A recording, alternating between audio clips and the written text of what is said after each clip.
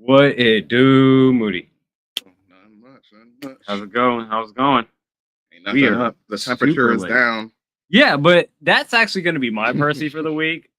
Is going to be like, yo, don't ever tell us, because if you here with us on the slum days that we are right now with these low numbers and stuff like that, as far as views that we're eventually going to get high and popping, man, we are still out here. We are pushing the limits into like how cold it is. Today is not that bad of a day, surprisingly, compared to what has been the last few Currently days here 42 degrees. in the East Coast, the DC Mid Atlantic area.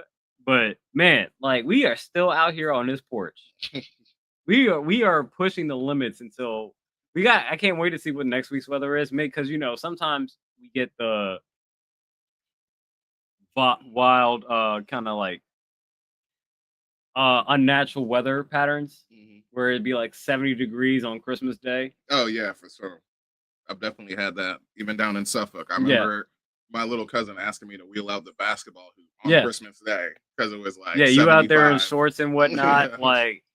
But if we can be out on this porch, it seems like we're gonna take advantage of it. Yeah. Even with I got a blanket on my lap, you got a blanket around your shoulders and whatnot. We still I'm out sitting here on my hands right now. So that is the Percy for me, is that like, hey, if you here with us in the slums, we here. And we out here in the cold. Yeah. And my Percy is that, hey, it's Black Friday or the day after Black Friday. Cyber Saturday. That's what it is now? No, it's not. It's Cyber Monday. Yeah. And it's Small Business Saturday. Oh, is that what it is? Yeah. Okay.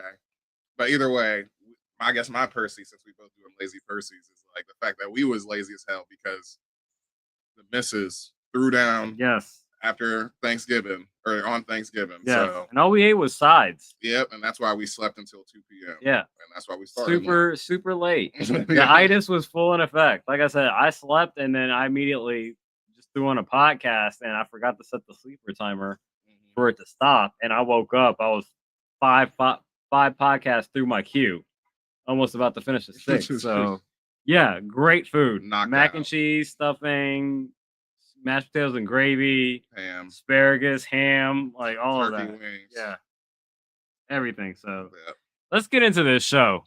Thank Episode 73. Joe Thomas. Doors opening. Step back to allow customers to exit.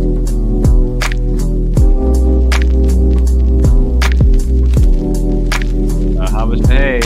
Samson, you were my tag team partner. Front row, including top row. A weekly stroll through the avenue of wrestling. Follow us here on this YouTube channel. Like, comment, subscribe. Just email at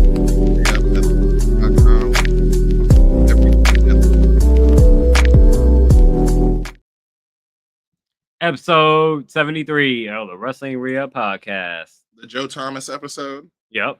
Definitely has to be his episode. NFL record, most consecutive snaps in history. Starting snaps. 10,363 snaps in a row. Yeah, you talking about consistency. That's like Cal Ripken level of consistency. Especially as a left tackle. Yep. To be able to just maintain that level of just like not even be able to play healthy wise, but also like health, and then also like top tier, just being the best on a really crappy teams. Never making it to the playoffs or winning a playoff game, but the Browns. Yeah, but obviously I'm pretty sure he made the Hall of Fame if he hasn't made the Hall of Fame. But yeah, Joe Thomas, 73. I'm sure there's other ones that we can call out, but that's definitely one to call out. Yeah. Episode 73. We got a lot to get through. We got a recap of AEW Full Gear, which great show, but again, relative to other AEW shows, apparently it's like, it's not as good as some of the other shows, but that's such a high bar. Yeah. To clear. I really enjoyed it. This was still at least like still an A+ show. I was gonna say at least a flat A. If not, I would not be willing to hear anything below an A. Yeah. Like an A-. That's like if you're being pessimistic, in my opinion. I'd give this a flat A. But yeah. The as far as predictions went, this was a slaughter. But like I said, I mentioned in the moment that I was like, "This is great." Because I'm actually happy that I went 4 for 4 on this card. I thought it was funny just the fact that you know, in like fantasy football, like when you get beat so bad that it's like even if you sub out all of your best that you had on the bench that you fucked up, that it's like, oh, I still would have lost by 50. Yeah, it doesn't matter because I think I got 2 right on this. We talked about it. Yeah. You got one right. You were 1 for 8. I was 4 that's for 4. Funny. That's funny because you were actually. So we were both still very wrong. Yeah. You know what I'm saying? So it's funny. I wasn't. I barely made right. Yeah. So I was like, I'm happy just to even get 500 on this. Yeah. And it's just funny because I was like, the ones that I thought were swings ended up like being like, well, of course. Right. But anyway, let's recap it.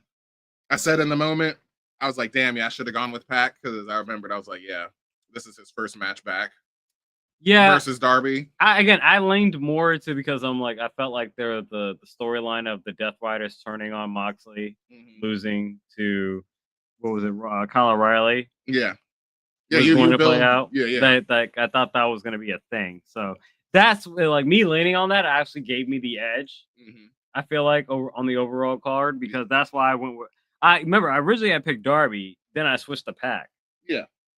Because I also had Claudio as winning the the national championship, but that was ended up winning by obviously we should have picked that I was almost going to pick Ricochet. Yeah, exactly. Great match. He sold his ass off on that. Yeah. And it was funny because like the story of that match was real easy to tell was like because he started early, but like everybody kept hitting him with the special. Like he kept getting knocked out of the ring and he took everybody's shit. But he took everything. Yeah. But like as the pinfalls came, everybody else was getting knocked out before him, even though he was still being ragdolled. And it's like, oh, okay, here we go, spirit gun and interference, you know, of course, from the gates of agony. But whatever.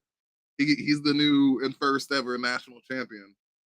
I think that's a great title for him to hold. Again, he needed to win the title at some point. Yeah, if not the world championship, or obviously he's not gonna win either the world championship or the unified. Maybe he might win one of them. Who knows? But not putting that out the realm. But I do think if you're gonna have this title being introduced, I think having it with a heel as arrogant and annoying as Ricochet is, I think is a good way to start this title streak off. Yeah. The other big thing, I mean, we might as well keep with the Death Ride. It doesn't matter which order we go in this card with, but we were right. Just a quick mention: Kyle O'Reilly getting the submission victory over Moxley. The other big news: Mark Briscoe, winning the TNT title. Finally, it was like, oh yeah, when they brought up that it was like the 5th match, it was like, yeah, they do got a lot of history and all that type of shit. Where I was like.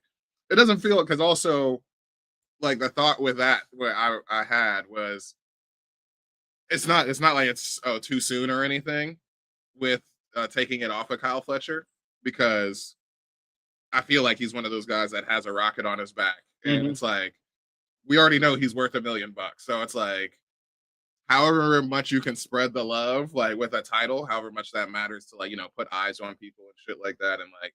Give them big moments. Like that felt like a big moment for Mark Briscoe, So I wasn't mad at it all, and I love the match. So, and I like the outcome of it because we did have that promo of him cutting a promo against Okada and Takeshita backstage, talking about like where were you guys at, this, that, and the third, and now we know he's going to be a part of the Continental Classic, which he had a match against Okada and got the W. But we'll get to that later, but hey, maybe that's just setting him up.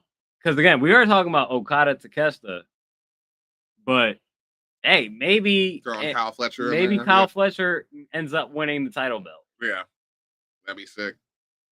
So, but we'll get into that a little bit later. But yeah, that was Mark Briscoe winning. I'm glad that he fucking finally pulled it off because I feel like he's had too many chances at it that it's like, or just at these title shots that I feel like, man, like how many times is Mark Briscoe just going to be in these positions just to lose? Yeah. And at some point you got to get over. And if not this title, what other title? Yeah, exactly. And so the fact that he got it and he did it, that's I'd say definitely kind of like primo for me. Yeah, kind of like when Sammy beat Gunther for the title. Like I'd say, I mean, obviously not Mania, but like sort of in that same feeling.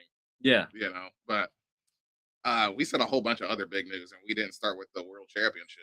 But yeah, man, like it's funny because like I picked Joe, but like I feel after the fact, I feel like it was like when we were talking about it, when we were watching it, I was like, yeah, kind of reason why I picked Joe is like shit off or get off the pot.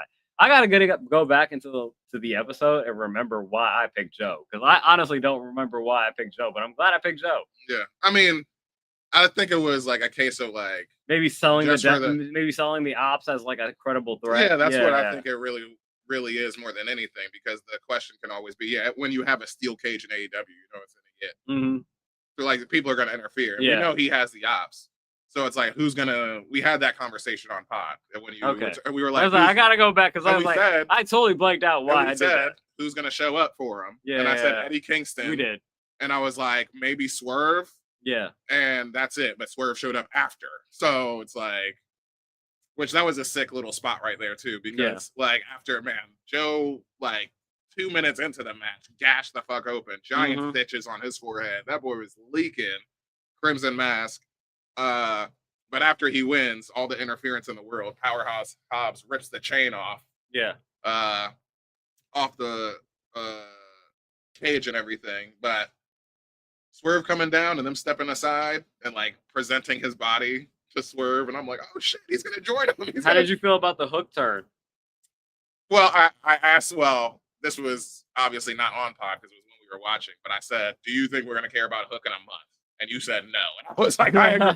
No, I mean, they gave him a promo this week, also on Dynamite, which that's somewhat promo. He started it all. Yeah, he started off the promo, and he got a solo entrance for it too. But new music. Yeah, exactly. But either way, I was like, whatever. Yeah. But Joe is champ. Joe is champ. I'm great at that's awesome. Double champ because he's trios champ as well. So. I mean, I do like, again, Joe being a mic. It's kind of the same reason why I think Kyle Fletcher could win the Unified Championship. It's the fact that, okay, Okada's not really speaking on the mic with this championship, but he is establishing legacy with the championship that you want to put it on someone like Kyle Fletcher, where it's like, hey, this guy can talk his shit, while holding his belt, and it all feels legit. Yeah. So I'm glad that Joe won. And it looked great. A little bit of too much, pro sports entertainment wrestling to it, but it worked out. It worked out.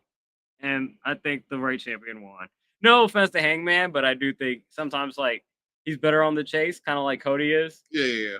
But I think I am curious about how this relationship with Swerve and Hangman goes. Yeah, and how they seem like they're aligned. How far they take it and what kind of tag team they kind of form.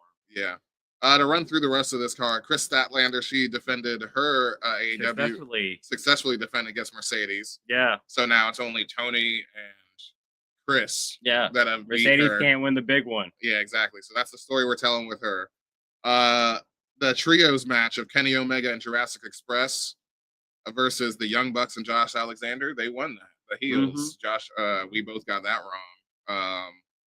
But we also got a somewhat face turn from the Bucks at the end of that because they dapped up, Kenny Omega and everything. So, possibly giving up that $1 million. Yeah, maybe. I mean, they are broke still, or not broke. I mean, they're not if they won $1 million.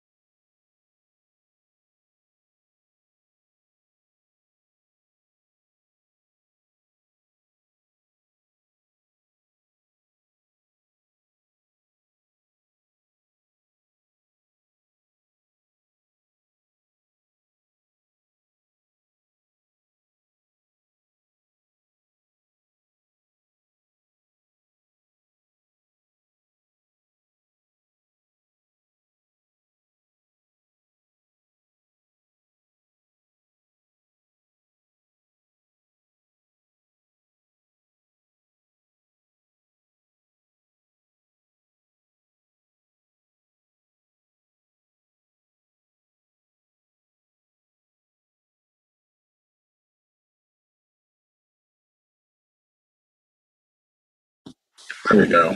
Yep. Okay, we're here. But also in the book of wrestling, I got some black and white video history. Yeah. There is no video, but just because it's so far back, it is November 27th, 1949. Maybe they got some. I think this is before Technicolor. But Definitely. yeah, NWA World Heavyweight Champion Orville Brown surrendered the title to Lou Thez due to injuries he sustained in a legit car crash that ultimately led to his retirement. And then I was just like, dang, Lou Thez press, like that's some iconic shit back then. That's how he gets the title, or like one of the times. I'm like, that is nuts. Back just post-war, yeah, boom in America. Like, man, wrestling must be. Oh yeah, I can see it being a huge deal right now. That's why we know Lou Thez. But yeah, that's some like low key ancient.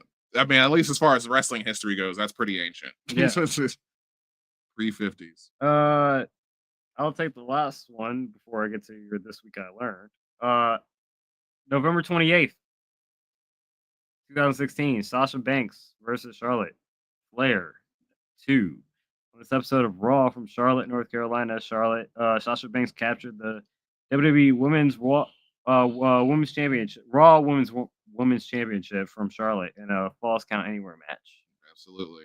And then the spot of that match was like when they're fighting in the crowd, and I remember Sasha doing the Banks statement to like bending Charlotte's back through like the handrail. Yeah. And that's how she taps out. Like she's like in the crowd tapping out like, ah, shit. Like, that's a nice looking spot. So I put the video of that in there. Nice little bit of history this week. And then some more this week I learned. I mean, just like the 1949 one was. I labeled this loss of an icon. Hiro Matsuda died of colon cancer, age 62. Matsuda is most famously known in Western wrestling fans as he's the trainer of the number of hugely prominent wrestling stars, including Hulk Hogan, Scott Hall, the Great Muta, Lex Luger, Ron Simmons, and Paul Orndorff. So I didn't know who he was, but I felt like it's worth acknowledging him. For sure. There you go. Yeah. You trained those guys. That's something I learned this week too. Yeah. I did not know that at all. So shout out to him. R.I.P. The same day that Triple H interrupted the marriage test. That's wrestling for you. That was literally the same day. That's the same day. Crazy. This is the thing. The show must go on. Yeah. Like, sorry about your loss, but I gotta go get this woman drunk and roofied so I can go marry her to spite her father. And then lastly, we got the boutique. Right? Boutique, yeah. The go home show for SummerSlam. We agreed. Survivor Series. We agreed on this. I was just slightly more high on the matches than you, I guess.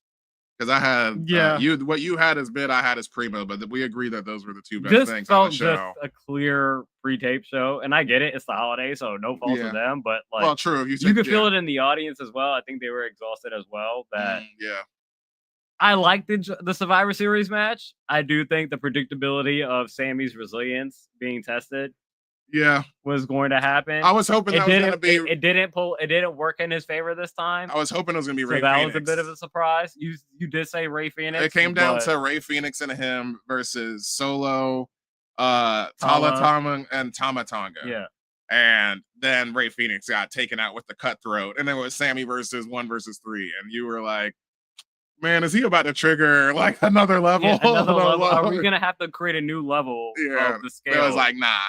No, he got put down. He didn't get past his diamond, so yeah. It was predictable, but I still enjoyed the traditional match. I think they played it well. So, and I think it's also like I do think your Ray Phoenix did have a moment that he did look like a legitimate threat. Oh yeah, for sure. I think also, at least in the long term, at least as far as the booking of the ending of this is like. I like the MFTs winning just because, I mean, they don't have the titles, but what's the story you're telling when they're effectively Judgment Day, where they're trying to be a SmackDown, like at least more prevalent in that way, like without holding titles. So immediately when you get the, Uncle Howdy showing up and, giving Sister Abigail the solo after the match. Yeah. I remember you were like, oh yeah, I'm down to see the Wyatt Six and MFTs. I'm here for it, and that's why I'm also glad that they kind of pulled that win, because I was like, it just gives it more credibility for that match, and so that's good. That should be fun. And then you had as a primo, I had as a mid, Charlotte over Alexa, and again it's Asuka.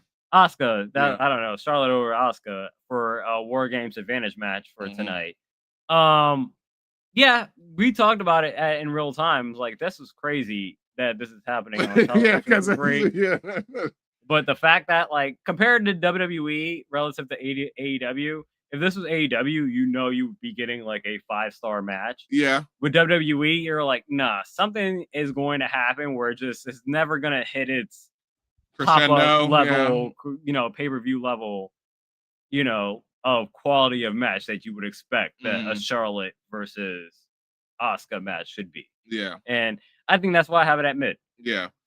I still think, these are like two of the best workers like ever. Yeah. So, and they went 20 minutes. They made it feel serious, and their chemistry is there. So, like, the work, for work rate, that's why it was there. This is TV work rate primo, effectively. You're not going to get better than that. Like we said, it's like, how is this even on TV right now? Yeah. But I think that's fine that they didn't hit, like you said, pay-per-view level, but they hit, not even, because AEW TV level primo, I would say, would be above this too. But it's probably the best wrestled match. This is the best wrestled match, though. Yeah, for sure. Which is why it's primo for me. And I really thought it could have gone either way. For sure. Because WarGames match is like, all right, how strong is the booking either way for this? Like, for the men's or for, the men's has obviously stronger booking than the women's, like for Fallout. But, this seems like it's always a very temporary alliance when we get Survivor Series. Like, we had the old brand superiority when it used to be Raw versus SmackDown when they did that shit. And that's when we stopped caring completely. So they're not doing that, but it is still like a just temporary heels and faces alliance. That's how the way it goes, except for like, the men's. We actually got a whole faction in this case. But and the thing that I actually had as mid, because I felt like it was too good in my mind to put it as shake, was Jade interrupting Chelsea's inauguration as the first ever 2-time first and fourth deadliest, prettiest, most dominant, U.S. champion. Yeah. In her blue gown, like she was at like an inauguration, and then Jade, or actually she was like, Chelsea says, in order to celebrate, here's a whole lot of pyro in my name. This is like a whole lot of expensive pyro in 5, 4, 3, 2, 1, and then Jade's music hits. Yeah. And it's like counting in French, Canadian, English, and Spanish, and Alba Fire and her getting hit with Jaded both, Chelsea getting hit with Jaded and Alba Fire getting kicked in the face. But, and then Jade stealing the pyro. Yeah, and I was like, "There's your pyro," and I was like, I felt like that was too good of a booking for Jade, because I feel like she should just be kind of Brocky, where show up, smash shit, and like, she'll let the actions do the talking. Obviously she's way ahead of Kaylani. When we talk about, I asked you, I know. Who do you believe more in a promo? It's not even close. Kaylani it's still Jade. It's Okay. still Jade. But obviously lean into strengths. Yeah. And this is what you do to lean into strengths. Because we love in a feud with Michin, yeah.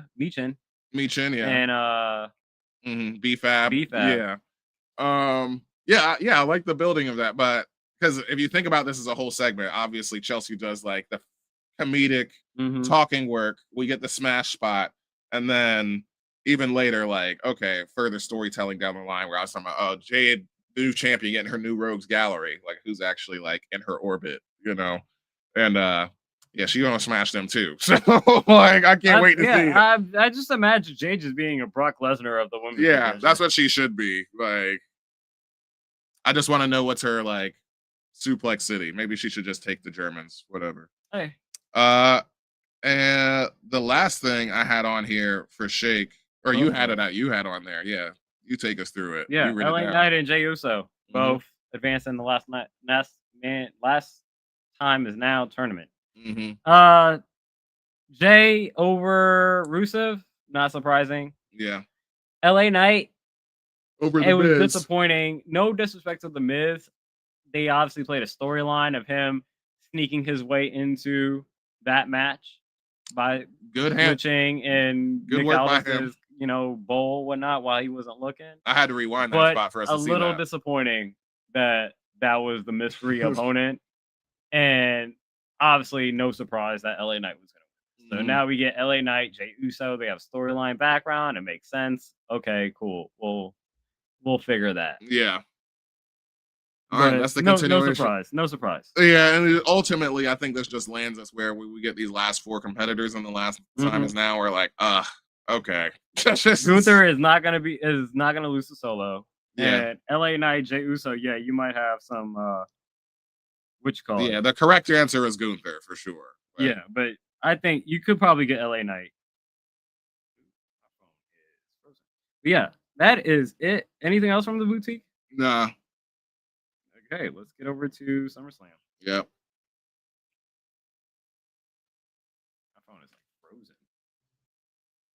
That's all right. I got the card up. Okay. For the women's war game match, we got Rhea Ripley, Io Sky, Alexa Bliss, Charlotte Flair, and AJ Lee versus Nia Jax, Lash Legend, Kabuki Warriors, and Becky Lynch. Who you got? We got the faces got advantage. Yeah. I got the faces. Faces, yeah. I think this is easy. We only got 4 matches on this card. I think this is gonna be. Yeah, I do think the squad of Rhea Ripley and Io is just hard by itself, and then you add in an AJ Lee. Even though she did get a win before, I do think there is a little bit more of a storyline of Becky being as arrogant as she's been in her promos against her teammates, that she's gonna be great when they lose, and then she puts the blame on them for why they lost. So that's why I go with. Yeah, she's a deranged. Right now, she's doing probably her best character work for sure. That's why I'm going with the faces. Yeah. I think Io and Rhea on a team is by itself is hard. Then you have AJ, and then you have in Charlotte as well. It's funny because just thinking about it, Charlotte and Alexa, that is a squad. Yeah, it's funny thinking about it. Not even because I wasn't even factoring in their 2K actual. You know what I mean? Kind of ratings. Who are we actually looking at? But it's because they have done at least a more than decent job. Featuring AJ Lee and all these women. We got the debut of Lash Legend and Nia Jax as a tag team alliance. They're in this match. Kabuki Warriors are tag team champions. They're credible threats. But you think about the individuals. Yeah, Rhea Ripley, Io Sky. You were just between those two, let alone Charlotte Flair. God damn, just those 3. That's, at 25 championships, something like that. Most of that Charlotte, but still. Women's World Championship, Stephanie Becker and Nikki Bella. So part of me wants to pick Nikki because I feel like a Brie interference might cost. That would be Stephanie the match. I can't be good conscious pick Stephanie. I'm going to pick Nikki. I'm going to pick Steph. Like I said, I feel like a Brie interference might happen, but maybe Brie gets another. Not Brie. Nikki gets another title run. Not a title shot at another event, and then that happens. Yeah. But I just feel like at some point you're going to bring back Brie Bella, and would not be a time to have Brie interfere and beat Stephanie to get the title, just to hold it to Royal Rumble. Yeah. You know what I'm saying? So, or even have her. I think you want to have her. That's a reach. I feel like would you rather have Stephanie win the title at WrestleMania or defend the title successfully at WrestleMania as her first WrestleMania? And I think it's you want her to win the title at WrestleMania. But who she's wrestling Nikki Bella at WrestleMania for the title? Nah, she can defend it. If you telling me the option is, no offense to her, but Nikki Bella, you can tell there's some there's maybe she loses to Rhea. at the Royal Rumble. Nikki loses to Rhea at the Royal Rumble. Sure. Stephanie wins the Royal Rumble. And then you get Stephanie versus Rhea. Now you got Rhea losing 2 WrestleManias in a row. She gets eat it. I'm just saying that's what you're doing at that point. That's all. Put that in your mind. But WWE Intercontinental Championship. John Cena versus Dom, trying to be a 2-timer. Dom's gonna be a 2-timer. Yeah, he is. It is. Does Dom get the last the win over John Cena? That's interesting now because I mean we might as well bring it up because I didn't bring it up during SmackDown or Raw, but because right now that's held by Brock Lesnar. Allegedly, does Dom get the last win over John Cena? Yeah, because allegedly, like Penta getting hurt didn't change the bracket at all. Like he was never gonna win, so it's like whoever was gonna win is still here. He's more of a credible threat. No offense to Solo, he's more of a credible threat to knock off Gunther. Yeah, for sure, absolutely. But now that he's out, it's like, well, it's obviously got to be Gunther, and I think Gunther would obviously beat Cena at this point in time. I mean, and then not to mention that Cena just breaking kayfabe wants to put guys over, obviously. So I would have Gunther just beating him at this point in time, but he won't be the last one. Yeah, even if he beats him now, which is why I feel okay picking Dominic. Because also, like I said before, is like, or you said this, we were like, yo, this title's beneath me. He's already got the longest reign with the title. So it's like, he's a 2-time world heavyweight champion. So that's what he should be focused on. Granted, it's the Vision, and that scene is very crowded with CM Punk and all that type of shit. So, I mean, that could be a lateral move for him. Or that's not even a lateral move. That's a complete step back, obviously, from the main event. If we see him hold the IC title, that means that we ain't got no room for you right now, clearly. So, and I don't think they would do that. Put that image in our mind. I mean, I think you just start an IC title tournament. Yeah. To establish it. He'll just not. They said he retires it. That's right. Yeah, or not retires it. Or and not, then he just like he vacates it. Excuse me. Yeah. Not retires it. I do not want to get rid of the IC title. I would prefer that, but yeah. I'm gonna go on my limb and say Dom retains the title. And I think it works for his character to be like, I'm the last person to beat John Cena. Especially if he ends up beating Gunther, or as we project him facing on Saturday Night's main event. To have that as the same way it would mean for Dom, the same way it would mean for Gunther to have that kind of mantle. That's bigger for Dom on your throne. Yeah, that I'm the last person to beat John Cena. I think for Gunther, that's the same way it would feel for Dominic. Absolutely. So, and that would be even bigger for Dominic because he hasn't even held a world title at all. Facts. So it's like, yeah. Last match on the card because it's a 4-card match. Men's WarGames. CM Punk, Cody Rhodes, the Usos, and Roman Reigns versus the Vision, Logan Paul, Drew McIntyre, and Brock Lesnar. Yep. This is the only one that requires any thought just because they got the big smashers, returning and stuff. So it feels like they should neutralize each other, right? Because we even got like the go home spot was them going off the air actively fighting. Yeah. So it looks like they've even slid down Brock Lesnar's, 99 smasher rating down to like 95, whereas him and Roman are actually equal at this point. So I like the thought of the Vision winning with Logan Paul and Drew McIntyre and Brock Lesnar, really, because this is just if they win, that's the impact of just Brock Lesnar showing up. Obviously, right? So I think this question is like I don't want to say how credible of a threat is Brock Lesnar, but like how much does he have it, I guess? You know what I'm trying to say? Because like, I mean, this is his first match back once again. So it is a return after how long?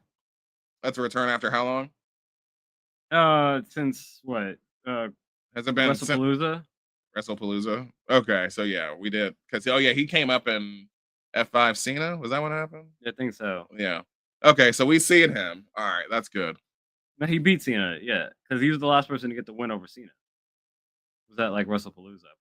Oh yeah, that was. Holy shit! Yeah, that was Brock. Yeah, exactly. So that was the last time we saw him. So you're going heels?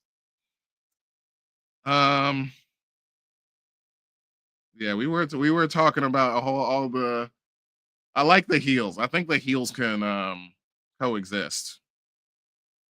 I think we got the heels coexisting more so than the faces. Remember, and then you talk about what's the last image we saw? The last image really is Logan Paul getting all the shit knocked out of him by he took everybody's finishers and in that. So yeah, I'm gonna go. Yeah, I feel comfortable with that because then you can just sow more tension between like which title is he aiming at? Roman. I think it's Cody. I think we agree it's Cody, right? It's got to be. Yeah. What do you think? Give me your DL. We haven't locked these in yet. I'm thinking heels right now. You got a vision for the faces winning? I just think that's probably the easier. I think that's the easiest. Everything that you just said, I incredibly agree with. Like, I probably would naturally go with the heels, but I do think I have faces, Steph, Dom winning so far on this card. That I feel like with the Dom winning, I do think you have like the Golden State Warriors here. Oh well, yeah, no, absolutely, I do absolutely. Think you have like you were saying with Steph, Rhea, like you were saying with, like you were saying with Io, Rhea, and Charlotte. Yeah, I do think you have the Chicago Bulls here. Yeah, absolutely. Cody, Seth, Cody, CM Punk and Roman.